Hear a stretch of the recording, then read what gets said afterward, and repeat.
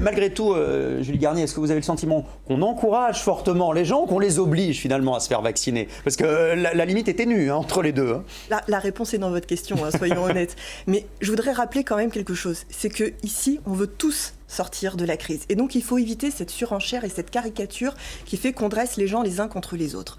Je crois que ça nous évite en fait de poser les vraies questions. Et les vraies questions, quelles sont-elles? Pourquoi est-ce qu'il y a des disparités dans la vaccination? Parce qu'il y a des ruptures dans le système de santé. Et de ça, cette question, on ne la voit jamais. Or, je pense qu'à un moment, il faut quand même se rendre compte que ceux qui sont les plus précarisés, ceux qui vivent dans des déserts médicaux, qui n'ont pas de médecin traitant, et ça c'est une réalité. Tout le monde a accès au vaccin aujourd'hui, vous le savez. Non, madame. La preuve en est. Vous savez très bien qu'aujourd'hui, avoir un médecin traitant, pour beaucoup de personnes, c'est un luxe. Je viens d'une région, je viens d'un département qui n'est pas si loin de Paris, qui s'appelle la Seine-et-Marne. Et je vous assure qu'avoir un médecin traitant, pour beaucoup de personnes, ce n'est pas donné. Est-ce que vous êtes en train de dire qu'on n'a pas accès à la vaccination? C'est bien, ça rentre bien dans un schéma de système de santé. Or, il y a des ruptures dans ce système. Vous dites qu'il y a des Français qui sont moins suivis que d'autres, entre guillemets, qui sont un peu écartés du système de santé, même si évidemment tout le monde y a accès, on est d'accord. Bien évidemment. Et ce que je vois surtout, c'est que les plus fragiles, ceux qui devraient... On devrait avoir toute notre attention sur eux. Aujourd'hui, ils sont mis de côté. Je ne donnerai qu'un chiffre. Pourquoi, aujourd'hui, les plus de 80 ans sont moins vaccinés que les 65-80?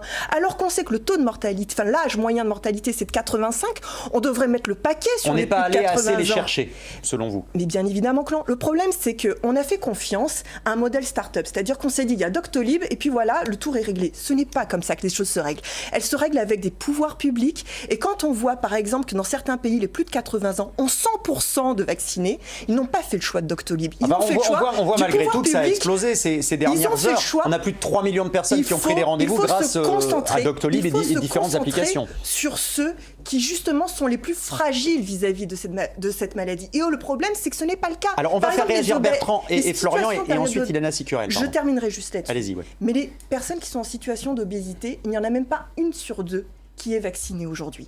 Donc vous voyez bien que malheureusement, quand on fait le choix de la Startup Nation et quand on ne fait pas le choix des pouvoirs publics, on voit ce que ça donne, c'est qu'on s'y prend complètement à l'envers. Bertrand Perrier, ça n'est peut-être pas forcément la bonne méthode, Julie Garnier, mais malgré tout, force est de constater que ça marche. On voit plus de 900 000 vaccinations hier, alors que c'était tombé à 200 000. On voit qu'en tout cas, ça motive un certain nombre de personnes, peut-être pour des mauvaises raisons, mais enfin, soyons pragmatiques, non ?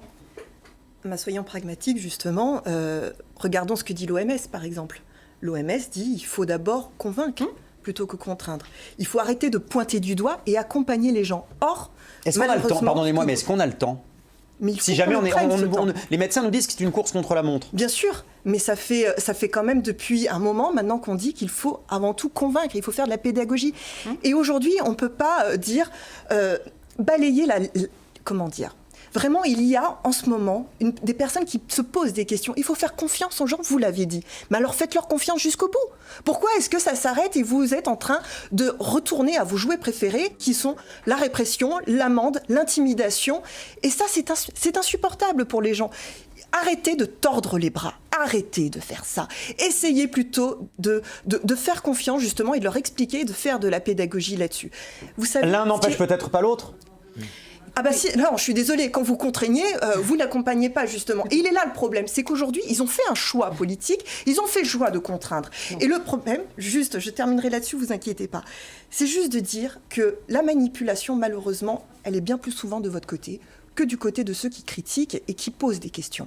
Quand vous profitez... En quoi, pardon ?